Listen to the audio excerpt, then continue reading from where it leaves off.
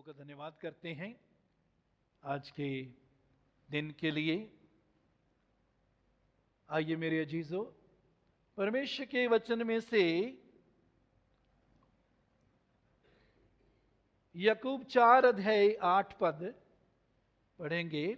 परमेश्वर के निकट आओ तो वो भी तुम्हारे निकट आएगा। परमेश्वर के निकट आओ तो वो भी तुम्हारे निकट आएगा। मेरे अजीजों, परमेश्वर किनके निकट आएगा? बताइए, जवाब दीजिए। परमेश्वर किसके निकट आएगा? जो उसके निकट आएगा। जो उसके निकट आएगा, परमेश्वर उसके निकट आएगा। उसने तो अपनी तरफ से निकट आने के लिए जो काम करना चाहिए था कर दिया। यीशु ने जब सलीब पर अपनी जान दी, मंदिर का पर्दा ऊपर से लेकर नीचे तक फट गया, दो भाग हो गया। क्यों? परमेश्वर और मनुष्य के बीच में, इंसान के बीच में जो पर्दा था, जो दीवार थी, वो टूट गई यीशु के बलिदान के द्वारा। वो पर्दा ऊपर से लेकर पर्दा वो नीचे तक क्यों फटा? क्योंकि यह काम परमेश्वर का था। दूसरी बात कि अब हम किसी भी समय परमेश्वर की हुजूरी में आ सकते हैं। अब हम किसी भी समय परमेश्वर की हुजूरी में आ सकते हैं, क्योंकि यीशु के बलिदान के द्वारा, यीशु के लहू के द्वारा वो पर्दा फट चुका है। वो पर्दा परमेश्वर ने फाड़ दिया है। इसलिए अब हम पर निर्भर करता है हम उसके नजदीक आए। मेरे अजीजों, पिछले हफ्ते हमने देखा था कि अगर हम परमेश्वर को छोड़ दूसरी और चीजों से अपने आप को भरते हैं, संसार की चीजें, शरीर की चीजें, उनसे अपने आप को भरते हैं, तो परमेश्वर की भूख प्यास हम में नहीं रहती।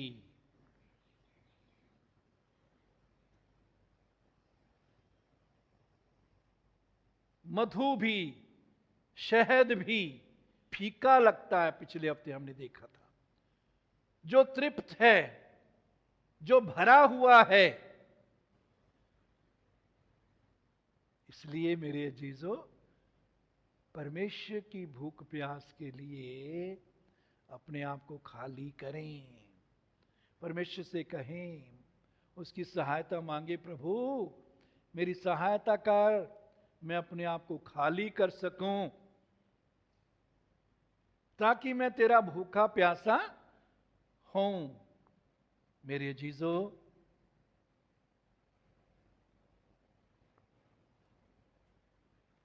इब्रानियों 4:16 में लिखा है, हियाव के साथ हम उसकी उपस्थिति में आए, दलेरी के साथ, come boldly to the throne of grace.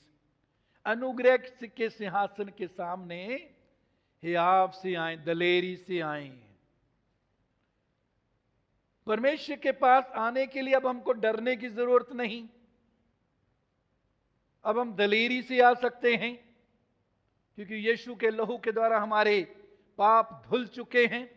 यीशु के लहू में हम छिपे हुए हैं।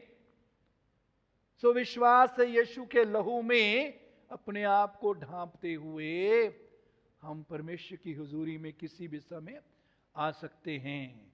उसका सिंहासन अनुग्रह का सिंहासन है। उसकी हजूरी में हमें अनुग्रह मिलता है, कृपा मिलती है।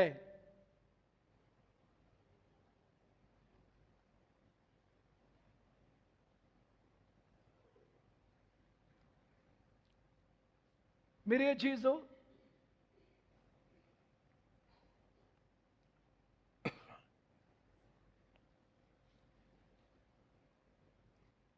याकूब 4 अध्याय उसके 5 पद में यहां लिखा है, याकूब 4 अध्याय 5 पद, जिस आत्मा को उसने हमारे भीतर बसाया है, क्या वो ऐसी लालसा करता है जिसका प्रतिफल डाहा हो? उस आत्मा को जिसको परमेश्वर ने हमारे अंदर बसाया है, जिसको पिता से हासिल करके, पिता ने जो प्रतिज्ञा की है उसको हासिल करके यीशु ने हमारे भीतर बसाया है, हमारे अंदर वो आत्मा बसाया है। क्या वो ऐसी लालसा करता है जिसका प्रतिफल डाहा हो? ये अनुवाद हिंदी में पूरा सही अनुवाद नहीं है, लेकिन फिर भी इंग्लिश के अनुवादों से हम कुछ जो है इसकी गहराई या इसकी सफाई, साफ स्पष्ट रीति से हम इसको समझ सकते हैं। NIV, न्यू इंटरनेशनल वर्जन में लिखा है, एनवीज इंटेंसली, पवित्र आत्मा बहुत जलन रखता है। पवित्र आत्मा के अंदर बहुत जलन है। New living standard, new living translation में फिल्ड विद एनवी, पवित्र आत्मा जलन से भरा हुआ है।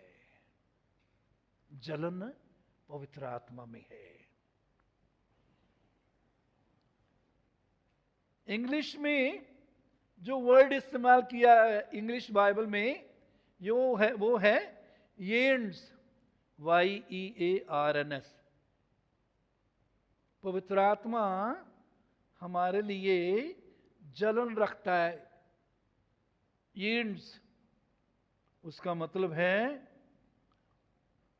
कि बहुत गहराई से और लगातार पवित्र आत्मा जलन रखता है।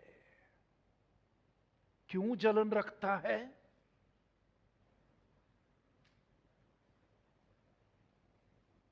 बाइबल में हम दूसरी जगह भी पढ़ते हैं, हमारा परमेश्वर जलन रखने वाला परमेश्वर है। कैसा परमेश्वर है जी? जलन रखने वाला परमेश्वर है। यहां जितने पति बैठे हैं, ये जलन पतियों में भी होती है। अगर उनकी पत्नी, किसी की भी पत्नी, वो आदर, वो प्रेम, वो संबंध जो उस पत्नी का अपने पति के साथ होना चाहिए, वो नजदीकी, वो संबंध किसी और के साथ बनाए, तो पति के साथ, हर पति के अंदर ये जलन होती है। इसी प्रकार हर पत्नी के अंदर भी ये जलन होती है अगर उसका पति किसी दूसरी पत्नी के साथ वो नजदीकी, वो संबंध जो उसका अपनी पत्नी के साथ होना चाहिए, वो किसी और के साथ बनाए, तो उसके अंदर भी जलन होती है। और ये जलन स्वाभाविक है। इस जलन के साथ हम पैदा हुए हैं। जिस परमेश्वर ने हमें बनाया है, जिस परमेश्वर ने हमारे अंदर ये जलन डाली है, उसमें भी इस प्रकार की जलन है। कब जलन होती है? यदि हम पढ़ें याकूब 4 उसका 4 पद 4:4, यहां लिखा है, हे व्यभिचारिणियों, क्या तुम नहीं जानती कि संसार की मित्रता या दोस्ती करनी परमेश्वर से बैर है।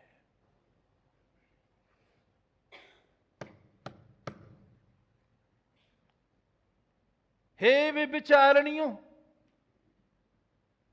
किनको कहा जा रहा है? विश्वासियों को कहा जा रहा है। प्रभु से प्यार करने वाले लोगों को कहा जा रहा है। कब वो व्यभिचारी बन जाते हैं? जब जो स्थान उनको अपने जीवन में परमेश्वर को देना चाहिए, जो नजदीकी का संबंध पवित्र आत्मा के साथ उनको बनाना चाहिए, जब वो संबंध परमेश्वर को छोड़, पवित्र आत्मा को छोड़ किसी और चीज को, संसार या संसार की किसी वस्तु को, संसार या संसार के किसी संबंध को, किसी रिश्ते को वो स्थान दे देते हैं जो स्थान पवित्र आत्मा का हमारे जीवन में होना चाहिए। तो अब विश्वासी क्या बन जाता है? व्यभिचारी। हे व्यभिचारिणियों, क्या तुम नहीं जानती कि संसार से मित्रता करनी परमेश्वर से बैर करना है? जब हम संसार से मित्रता करने लग जाते हैं, जब किसी भी चीज को, पाप को, आदत को, किसी संबंध को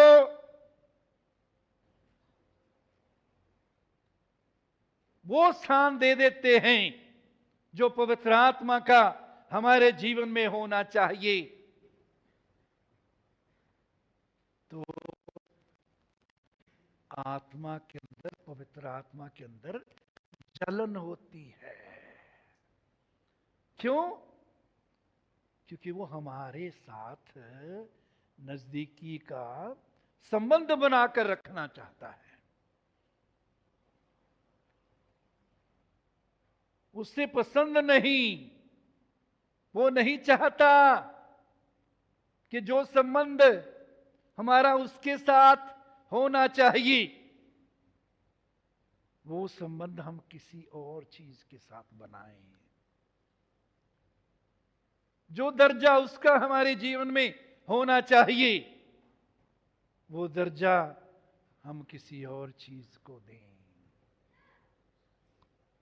जांच करिए, अपनी जांच करिए। क्या ये व्यभिचारिणी शब्द हम में से किसी के लिए आज लागू तो नहीं हो रहा? जरूरी नहीं कि शारीरिक तौर पर हम व्यभिचार करें, वो भी हो सकता है, लेकिन उसको, उसके बिना अगर कोई भी ऐसी चीज हमारे जीवन में है जिसने पवित्र आत्मा का स्थान लिया हुआ है, तो याद रखिए वचन क्या कहता है? हम कौन हैं? कोई तो बोले। हाँ जी, कौन है? मुंह खोल के बोलिए। हाँ जी, मुंह खोल के बोलो, मुंह बंद करके ना बोलो। आप, जरूरी नहीं कि आप बोलने वाली आप ही होंगे। हाँ जी,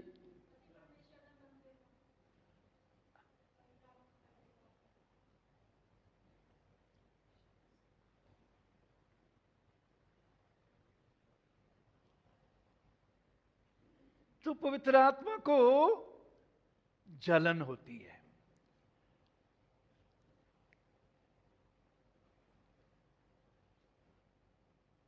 पति को जलन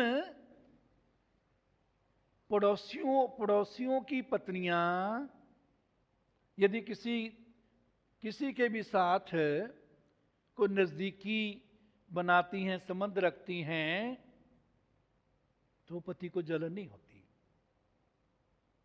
पत्नी को भी जलन नहीं होती अगर पड़ोसियों के पति किसी के भी साथ संबंध बनाते हैं।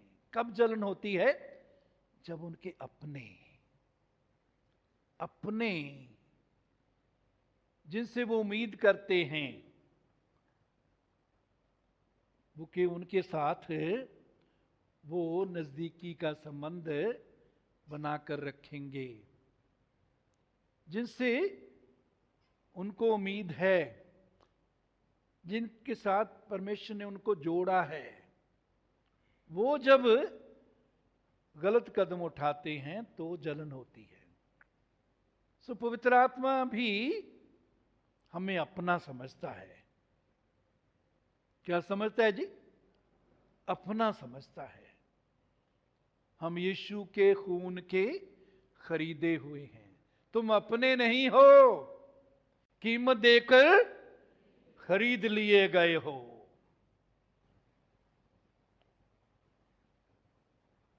इसलिए पवित्र आत्मा को जलन होती है। हम चाहते हैं, हमें से कुछ चाहता है कि हमारे जीवन के द्वारा पवित्र आत्मा को जलन हो, या हम चाहते हैं कि पवित्र आत्मा प्रसन्न हो, खुश हो हमारे जीवन से?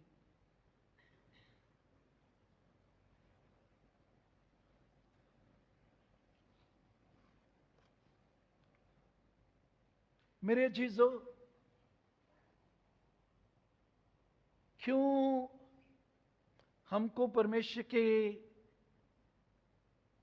निकट आने की जरूरत है?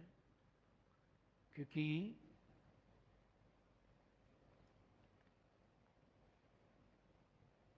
परमेश्वर हमारे बारे में क्या सोचता है, या हम परमेश्वर की नजर में उसकी योजना में क्या हैं,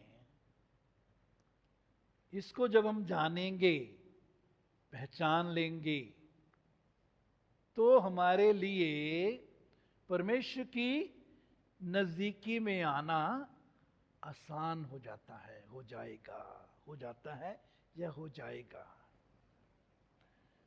भजन 139 17 और 18 आज। भजन 139 17 और 18।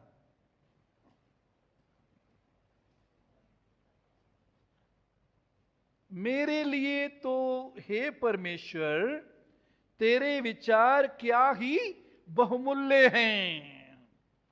मेरे लिए तो हे परमेश्वर तेरे विचार बहुत ही बहुमूल्य हैं। बहुमूल्य का मतलब क्या है? कीमती हैं। परमेश्वर के विचार हमारे लिए कैसे हैं जी? बड़े कीमती हैं, बहुमूल्य हैं। उनकी संख्या का जोड़ कैसा बड़ा है। जो विचार, जो ख्याल परमेश्वर हमारे लिए रखता है, भजन का लिखने वाला कहता है उनकी संख्या का जोड़ कितना बड़ा है।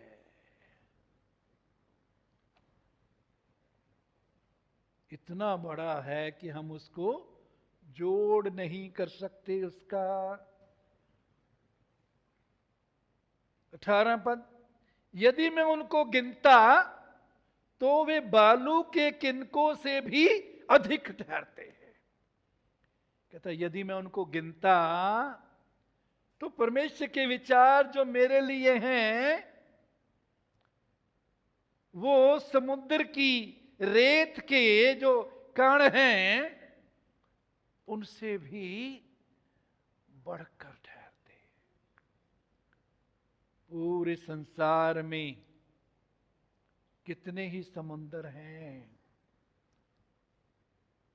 उन सब के रेत के किन कणों से बढ़कर गिनती में परमेश्वर के विचार हमारे लिए हैं, कीमती विचार हैं, हमारी तरक्की के, हमारी भलाई के विचार हैं। यिर्मयाह 29:11, यिर्मयाह 29:11, यहोवा की ये वाणी है कि जो कल्पनाएं मैं तुम्हारे विषय करता हूं उन्हें मैं जानता हूं कि वे हानि की नहीं वरन कुशल ही की हैं। जो विचार मैं तुम्हारे लिए करता हूं वो तुम्हारे नुकसान के लिए नहीं बल्कि तुम्हारी तरक्की के लिए हैं, और अंत में तुम्हारी आशा पूरी करूंगा। कुशल के विचार, तरक्की के विचार, भलाई के विचार, आशीष के विचार, ऊपर उठाने के, बढ़ाने के विचार, बरकत देने के विचार,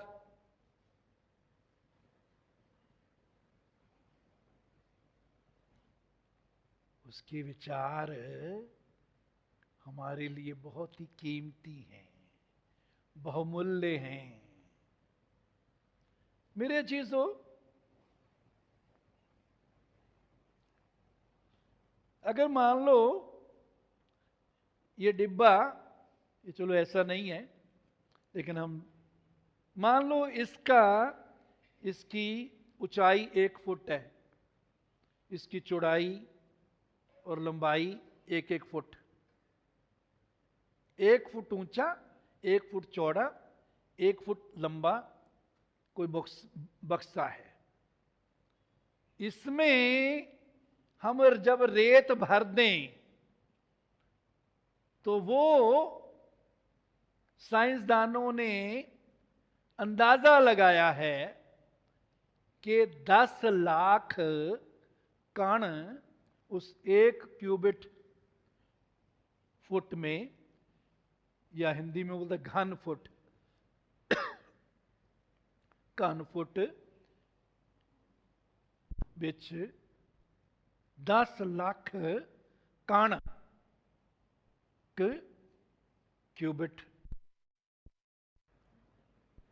ਦੇ ਵਿੱਚ 10 लाख कण। सुवचन क्या कहता है कि उसके विचार हमारे लिए समुद्र बालू के किनारों से भी अधिक ठहरते।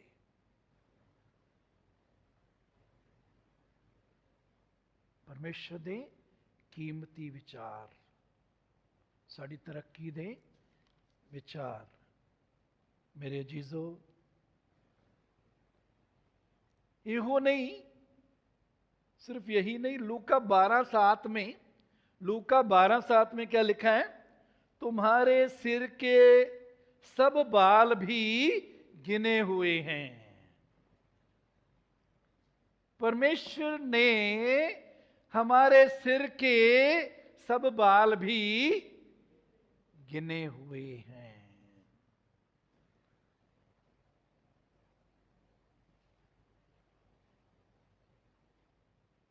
साइंसदान अंदाजन सोचते हैं कि एक इंसान के सिर पर, पता नहीं सिर या जिस्म पर 1 लाख बाल होते हैं। 1 लाख बाल।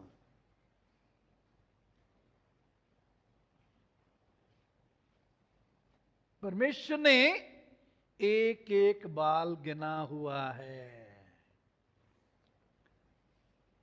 क्यों गिना हुआ है? क्यों बालू के कणों के समान, किनको के समान उसके कीमती बहुमूल्य विचार हमारे लिए हैं? क्योंकि वो हमसे प्यार करता है, हमारे साथ प्यार करता है, इसलिए नजदीकी का संबंध बनाकर रखना चाहता है।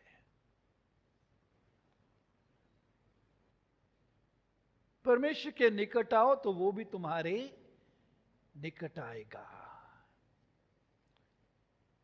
मेरे अजीजों, पहला कुरिन्थियों 12 नहीं, उससे पहले माफ करना, भजन 34:15, भजन 34:15, उसकी आंखें धर्मियों पर लगी रहती हैं, उसके कान उनकी दुहाई की ओर लगे रहते हैं। उसकी आंखें धर्मियों पर लगी रहती हैं।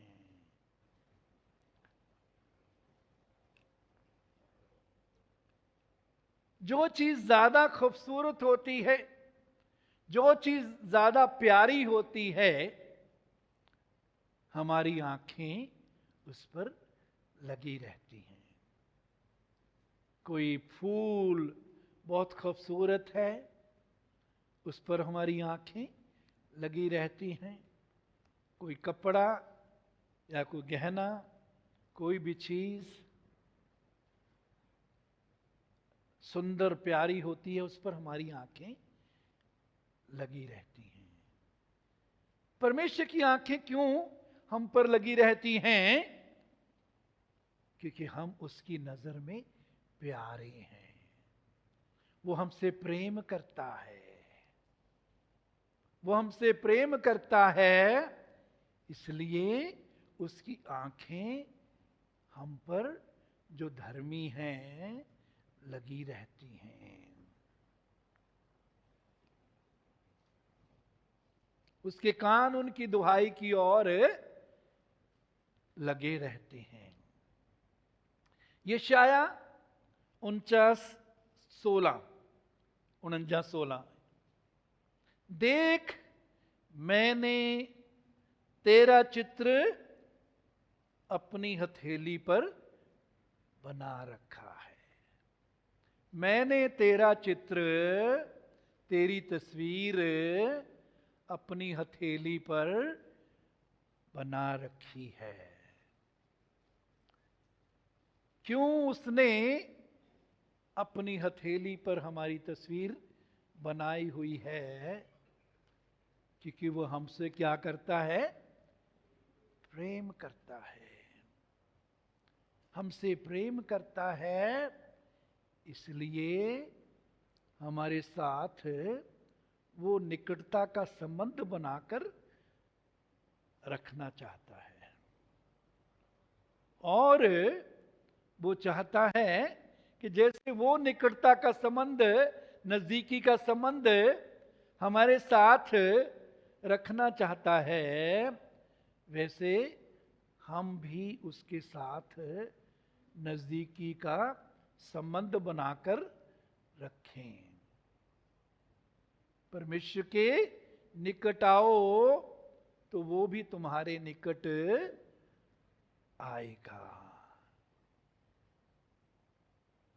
अगर हम चाहते हैं परमेश्वर हमारे निकट आए तो हमें उसके निकट आना है, उसके निकट रहना है। मेरे अजीजों, पहला कुरिन्थियों 12:2, पहला कुरिन्थियों 12:2 यहां लिखा है, तुम जानते हो कि जब तुम अन्य जातीय थे तो गूंगी मूर्तों के पीछे जैसे चलाए जाते थे वैसे ही चलते थे। वो मूर्तियां, कहते जब तुम अन्य जाति थे, प्रभु से दूर थे, उन गूंगी मूर्तियों के पीछे जैसे चलाए जाते थे चलते थे। वो मूर्तियां गूंगी, इसका मतलब बोल नहीं सकती। भजन 115 5 से 8 सारा पढ़ेंगे नहीं, 115 5 से 8। मूर्तियों के बारे में यहां लिखा है, उनके मुंह तो रहता है परंतु वे बोल नहीं सकती। फिर 5 में आंखें हैं, वो देख नहीं सकती। 6 में कान है, सुन नहीं सकती। नाक है, सूंघ नहीं सकती। हाथ हैं, छू नहीं सकती। पांव हैं, चल नहीं सकते। कंठ, ये गला है, और वो बोल नहीं सकते। क्यों इतना वर्णन वचन में किया गया है? ताकि हम पहचान लें कि हमारा परमेश्वर देखता भी है, हमारा परमेश्वर सुनता भी है, हमारा परमेश्वर छूता भी है, हमारा परमेश्वर बोलता भी है, हमारा परमेश्वर चलता भी है, हमारा परमेश्वर काम भी करता है। इसलिए वो हमारे साथ नजदीक का संबंध बनाकर रखना चाहता है। इसलिए वो हमारे साथ नजदीक का संबंध बनाकर रखना चाहता है। मेरे जीजो,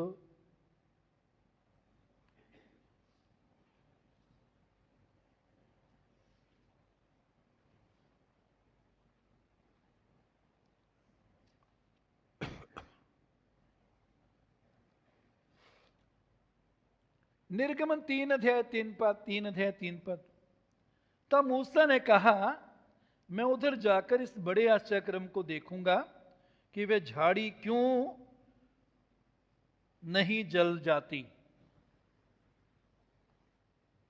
जब मूसा ने वो झाड़ी देखी, आग लग रही है लेकिन वो भस्म नहीं हो रही, तो मूसा ने नजदीक जाने की कोशिश की। 4 पद। तब यहोवा ने देखा कि मूसा देखने को मुड़ा चला जाता है। तब परमेश्वर ने झाड़ी के बीच से उससे पुकारा, हे मूसा, हे मूसा। जब मूसा ने इस इस अजीब काम को देखने की कोशिश की, जब मूसा ने कदम बढ़ाया तो परमेश्वर ने उससे बात की। परमेश्वर ने उससे क्या की? बात की। पहला कदम यहां मूसा ने बढ़ाया, देखने की, उस झाड़ी की तरफ जाने के लिए कदम बढ़ाया। पहला शमूएल 3:4, यहोवा ने शमूएल को पुकारा। 4 बार हम देखते हैं परमेश्वर ने शमूएल को पुकारा। तो उसके अंदर हमारे साथ बात करने की, हमारे साथ समय गुजारने की, हमारे नजदीक रहने की इच्छा हमारे परमेश्वर में है। और परमेश्वर जो है, जब वो हमारी निकटता में रहता है, जब हम उसके निकट रहते हैं, वो हमारे निकट रहता है, तो वो अपने आप को हम पर प्रकट करता है। वो कई तरह से हमसे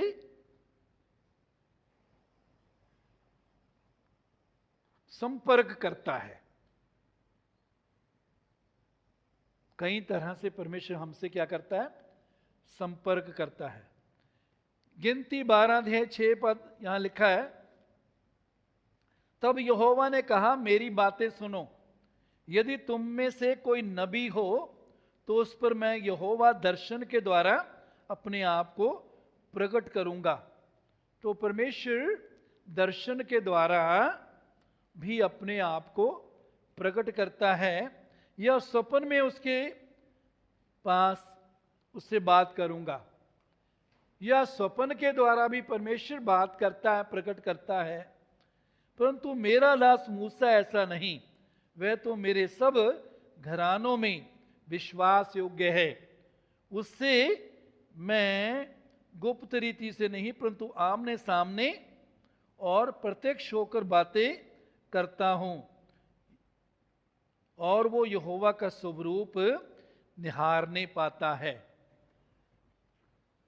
तो यहां इन आयतों में, इन वचनों में हम तीन तरह देखते हैं कि परमेश्वर अपने आप को प्रकट करता है। दर्शन के द्वारा, स्वप्न के द्वारा, आमने सामने बात करने के द्वारा, बोलने के द्वारा, या महिमा के रूप में प्रकट होने के द्वारा परमेश्वर अपने लोगों पर प्रकट करता है। पौलुस पर यीशु महिमा के शरीर में पौलुस के सामने प्रकट हुआ, पौलुस से बातें की। मेरे जीजो, एलिया के बारे में पहला राजा 17:3, पहला राजा 17:3 पद, यहां से चलकर पूर्व की ओर जा और करीत नामक नाले में जो यर्दन के पूर्व में है छिप जा। राजा अहाब राजा इसको खत्म करना चाहता था, एलिया को मारना चाहता था। परमेश्वर ने कहा करीत नाले के पास छिप जा, उसी नाले का पानी पिया कर, और मैंने कौओं को आज्ञा दी है कि वे तुझे वहां खिलाएं। तो परमेश्वर ने उसको करीत के नाले के पास भेजा कि वहां छिप जा, कौवे तुझे खाना खिलाएंगे। 7 पद में लिखा है कि नाला सूख गया। नाला क्या हो गया जी? सूख गया। जिस नाले के पास परमेश्वर लाया था, कुछ देर के बाद वो नाला सूख गया। नाले के सूखने के द्वारा भी परमेश्वर ने एलिया पर प्रकट किया कि अब तेरा समय यहां रहने का, यहां ठहरने का पूरा हो गया, अब तुझे कहीं और जाना है। तो फिर परमेश्वर ने 8 पद में, तब यहोवा का वचन उसके पास पहुंचा। परमेश्वर ने फिर उससे बात की कि तू अब सारपत नगर में जा, वहां की एक विधवा को मैंने आज्ञा दी है, वो तुझे भोजन खिलाएगी। मेरे जीजो, तो परमेश्वर कई रीति से बात करता है, और आज सबसे ज्यादा अधिकतर परमेश्वर अपने वचन के द्वारा बात करता है। पवित्र आत्मा भी वचन के अनुसार ही हमसे बात करता है। पवित्र आत्मा वचन के उलट बात नहीं करता। और सबसे जो आम भाषा पवित्र आत्मा की है वो है शांति। शांति पवित्र आत्मा की हां की भाषा है। शांति पवित्र आत्मा की रजामंदी या सहमति की भाषा है। तो प्रभु चाहता है हम उसके साथ संगति करें और वो हमसे बात करना चाहता है। मेरे अजीजों, मरकुस 6 अध्याय 48 पद, मरकुस 6 अध्याय 48 पद, यहां देखते हैं, जब उसने देखा कि खेते खेते घबरा गए हैं। खेते खेते का मतलब है नाव चलाते चलाते घबरा गए, क्योंकि हवा उनकी सामने की थी। लहरें नाव में, किश्ती में गिर रही थी क्योंकि हवा उनके विरुद्ध थी। तो रात के चौथे पहर के निकट वह झील पर चलते हुए उनके पास आया। यीशु झील पर चलते हुए उनके पास आया।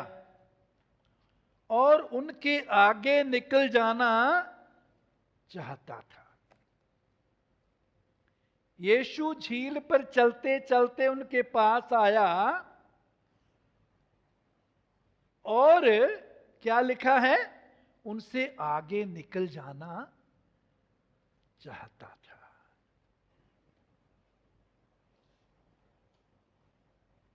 मन में विचार आया होगा उनके, या हमारे भी आ सकता है कि प्रभु तू कैसा प्रभु है, तू किश्ती में आ जा, उस तूफान को डांट, आंधी को डांट, लहरें उठ रही हैं उनको रोक, तुझे परवाह नहीं प्रभु, तू आगे आगे जा रहा है। मेरे अजीजों, यूहन्ना 6 अध्याय 21 पद, यूहन्ना 6 अध्याय 21 पद यदि हम पढ़ें, वहां लिखा है, अतः वह नाव पर चढ़ा लेने के लिए तैयार हुए, नाव पर चढ़ा लेने के लिए तैयार हुए। जब चेले यीशु को नाव पर चढ़ा लेने के लिए तैयार हुए, तब यीशु नाव में आ गया। उससे पहले वो आगे आगे निकल जाना चाहता था। वो जबरदस्ती नहीं करता, प्रभु जबरदस्ती नहीं करता, वो हमारी रजामंदी, हमारी सहमति चाहता है। जब चढ़ा लेने के लिए तैयार हुए, तब वो तुरंत उस स्थान पर वो नाव जा पहुंची जहां वे जा रहे थे। यीशु हमारी जिंदगी की नाव में भी, हमारी जिंदगी की किश्ती में भी जबरदस्ती नहीं आता। परमेश्वर के निकट आओ तो वो तुम्हारे निकट आएगा। जब वो राजी हुए, जब उन्होंने प्रभु को पुकारा, तो प्रभु आ गया। मेरे जीजो, लूका 24 अध्याय 28 पद, लूका 24:28, इतने में वे उस गांव के पास पहुंचे जहां वे जा रहे थे, और उसके ढंग से ऐसा जान पड़ा कि वह आगे बढ़ना चाहता है।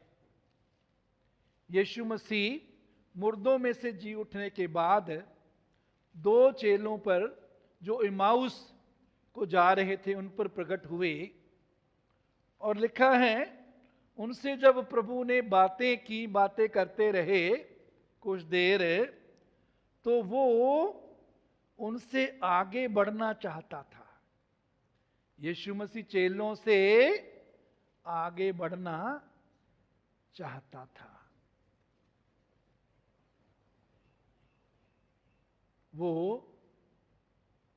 जबरदस्ती नहीं करता, वो हमारी इच्छा के विरोध में कोई काम नहीं करता।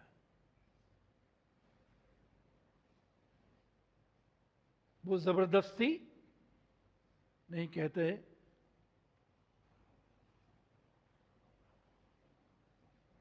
29 पद, परंतु उन्होंने यह कहकर उसे रोका, उन 2 चेलों ने यह कहकर यीशु को रोका, हमारे साथ रह, हमारे साथ रह, क्योंकि संध्या हो चली है और दिन अब बढ़ता गया है। तब वो उनके साथ रहने के लिए भीतर गया। जब इन चेलों ने कहा हमारे साथ रह, तब यीशु उनके साथ रहने के लिए अंदर उनके घर में गया। परमेश्वर के निकट आओ तो वो भी तुम्हारे निकट आएगा। जो प्रभु की संगति में रहता है उसके साथ एक आत्मा हो जाता है। मेरे अजीजों,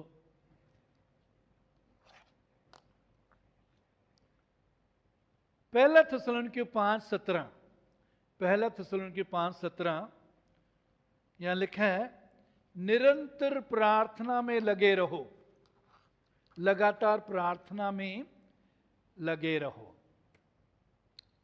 यह समझने वाली बात है कि प्रार्थना का मतलब सिर्फ मांगना नहीं है। बहुत से विश्वासी सोचते हैं कि मांगना प्रार्थना है। नहीं मेरे अजीजों, मांगना तो प्रार्थना का एक हिस्सा है। प्रार्थना का अर्थ क्या है? प्रभु के साथ संगति करना, प्रभु के साथ समय व्यतीत करना।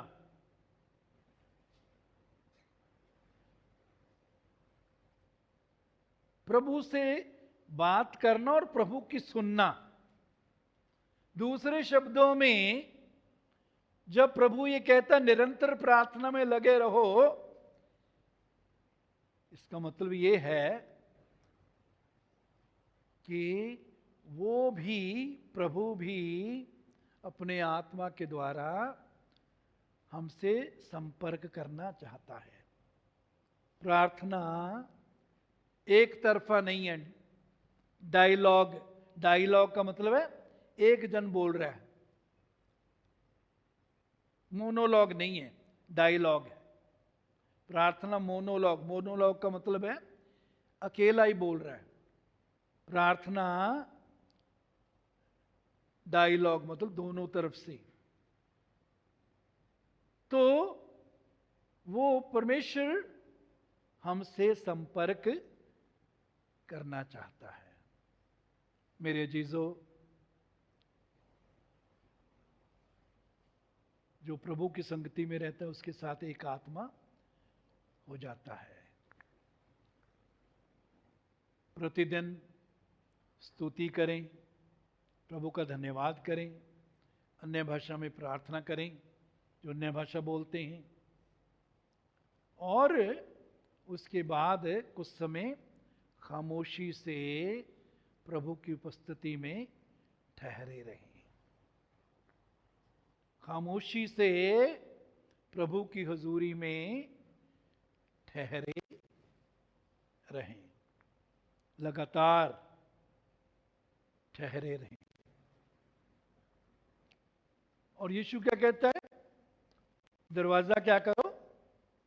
जब तुम प्रार्थना करते हो दरवाजा क्या करो? बंद करो। बंद करने का मतलब है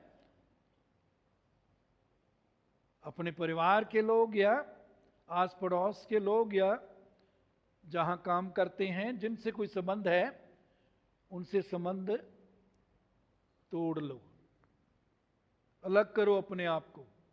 परिवार को भी बता दो कि मुझसे बात ना करें, मुझे बुलाए नहीं, मुझसे कोई सवाल ना करें। अगर कोई आता है उसको बता दे कि मैं प्रार्थना में हूं, मैं अभी बात नहीं कर सकता, वो दोबारा आ जाए, या आप उसके पास दोबारा चले जाएंगे। फोन का गला घोट दो कुछ देर के लिए, फोन को स्विच ऑफ कर दो या साइलेंट पर लगाकर दूर रखो। ये बहुत बड़ी परीक्षा आजकल, जिस पर हमें जय पाना सीखना है, जिस पर हमें जय पाना सीखना है। फोन को अलग करें, अपने आप को अलग करके प्रभु की उपस्थिति में समय व्यतीत करें। प्रभु आत्मा है और उसी आत्मा के द्वारा हम अंश अंश करके बदलते जाते हैं। क्या होगा जब हम प्रभु की उपस्थिति में, उसकी हजूरी में समय गुजारेंगे? हम बदलते जाएंगे। क्या होते जाएंगे जी? बदलते जाएंगे, यीशु जैसे बनते जाएंगे। परमेश्वर की यह इच्छा है कि हम यीशु जैसे बनते जाएं, यीशु के स्वरूप में हर रोज ढलते जाएं। पौलुस क्या कहता है? जब तक तुम में मसीह का रूप ना बन जाए, मुझे फिर जच्चा किसी पीड़ाएं लगती हैं। मैनू फिर पीड़ा लगियां ने, जब तक तुहाडे अंदर मसीह सूरत ना फड़ लवे, जब तक तुम में तुम्हारी बातों से दिखने ना लगे कि तुम सचमुच यीशु को प्यार करते हो, यीशु को अपना जीवन दिया है, यीशु तुम्हारा प्रभु है, यीशु तुम्हारे जीवन में राज करता है, तुम्हारे बोलने के द्वारा, तुम्हारी बातों के द्वारा, कामों के द्वारा, उठने बैठने के द्वारा, चलने के द्वारा, व्यवहार के द्वारा, जब तक ना दिखने लग जाए कि यीशु का जीवन कैसा है। परमेश्वर की योजना है कि हम यीशु के स्वरूप में ढलते जाएं, बढ़ते जाएं, यीशु जैसे बनते जाएं।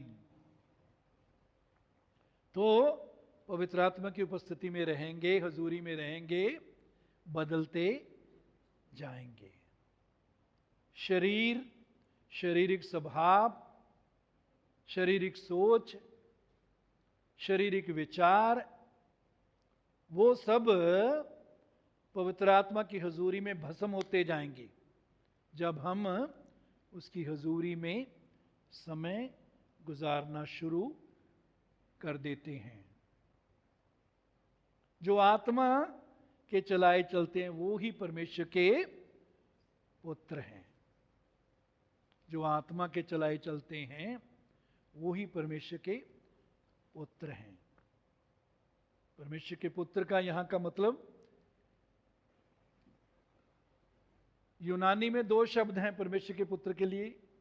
एक टेकना, टेकना का मतलब है जो संबंध के द्वारा पैदा हुआ, माता पिता के संबंध के द्वारा। और दूसरा शब्द है रियास, उसका मतलब है माता पिता का चरित्र उनमें है, माता पिता का जीवन या काम या सोच उनमें से दिखाई देती है। तो परमेश्वर की योजना क्या है? क्या चाहता है? कि यीशु जैसा जीवन हमारे अंदर और हमारे अंदर से प्रकट हो। वो सत्य के राह में हमारी क्या करना चाहता है? अगुवाई करना चाहता है। प्रेरितों के काम की पुस्तक में हम देखते हैं कि पवित्र आत्मा का चेलों के साथ बहुत ही गहरा संबंध था। वो कहते हैं पवित्र आत्मा और हम इसके गवाह हैं। पवित्र आत्मा भी गवाह है, हम भी गवाह हैं, इस बात के हम गवाह हैं। ये बात क्या दिखाती है?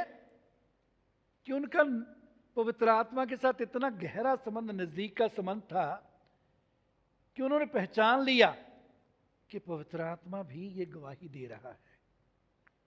फिर दूसरी जगह क्या कहते हैं? पवित्र आत्मा और हमको अच्छा लगा, पवित्र आत्मा को और हमको अच्छा लगा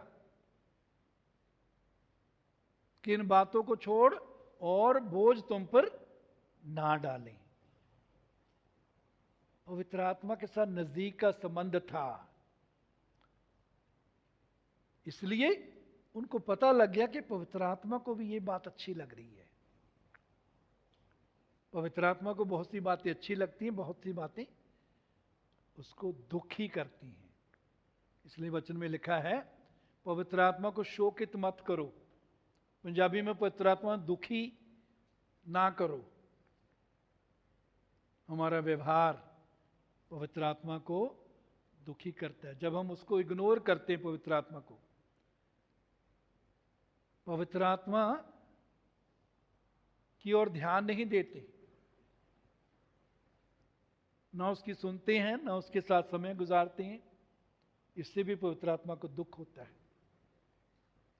उसके लिए क्या करना सीखना है? पवित्र आत्मा के इंग्लिश में अवेयर होना है,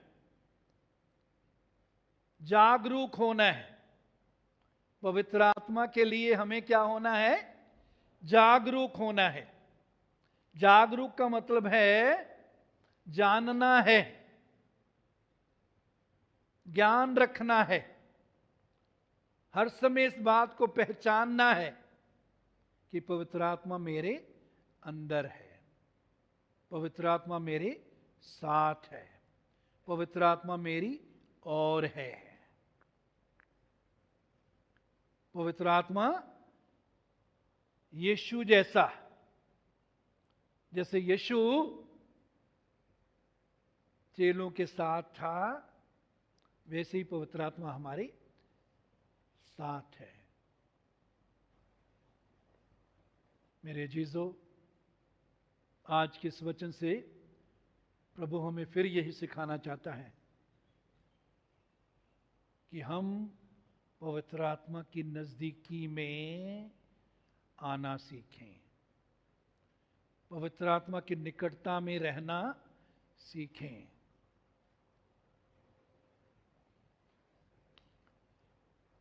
आइए हम सब खड़े हो जाएं।